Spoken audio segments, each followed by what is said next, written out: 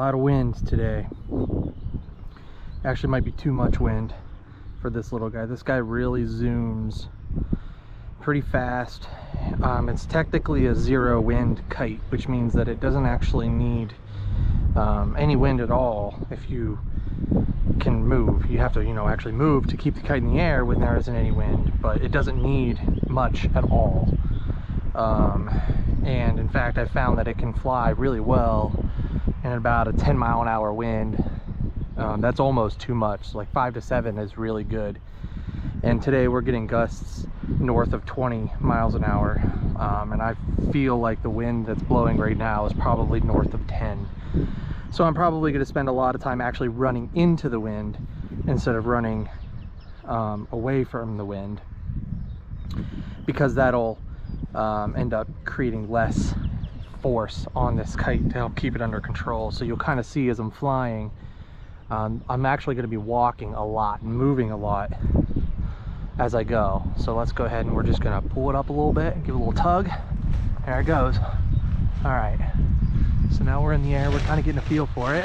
You can see there's a lot of wind right now. It's really fast. So I'm trying to get away from all these poles and all this stuff because I don't want to hit any of that. But now I'm going to walk into it as we go. You see how much slower it moves? But if I don't do that, it really zips. So you see, you can do a couple little zips, little loops here, kind of get a feel for it. You can see that wind kind of died down a little. And that's okay. We're just going to kind of try to untangle our string here. I think I'm going the wrong way. Yeah, so let's do a couple, maybe 3, 4, maybe. Whoop, yep. 5 and 6. There we go. Now we're detangled. All right. So when you're flying a kite, you're kind of in a window. So the wind is blowing directly behind me. And you kind of get a feel for it. You just kind of get used to the wind being at your back. Now see, that wind shifted there. So I had to take a couple steps back to get it back. And you can see I'm just kind of walking backwards to keep the kite in the air now, and it's dead. There's no wind.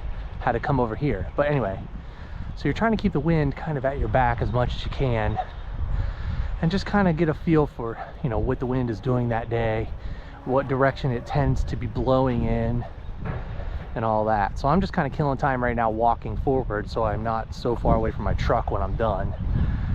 I just try to kind of keep myself in a specific zone. And you can see it's kind of going nice and slow because I'm walking, but if I stop walking, it picks up a little bit. So as you're going, you just kind of keep yourself in the window, and different days call for different contexts of that. So like when I say the window, I mean, you see as I go further over, the wind is dead because I'm far out of like the wind being directly in line with the kite. And actually that's how you're able to land it. So like you go over here in the window and you can kind of like plop it up a little bit, and you can stall it, and you can zip it around.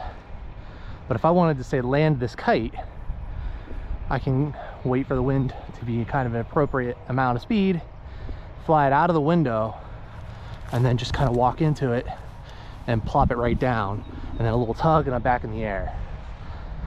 So I've been practicing my squares a little bit with this one. This kite is a lot more sensitive than my Outer Banks one, because my Outer Banks kite is about 3 times the size of this one, and it weighs a lot more. That thing, you need 30-mile-an-hour winds to be able to fly as fast as this one goes in 10.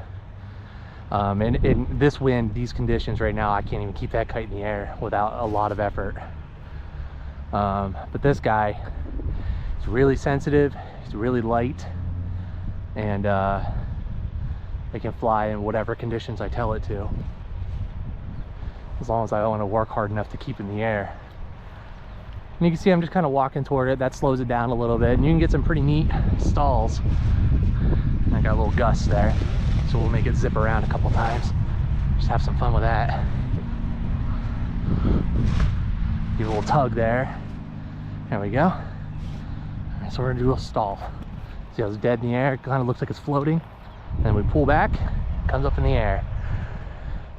See how it just kind of looks like it's just dead. It's so neat.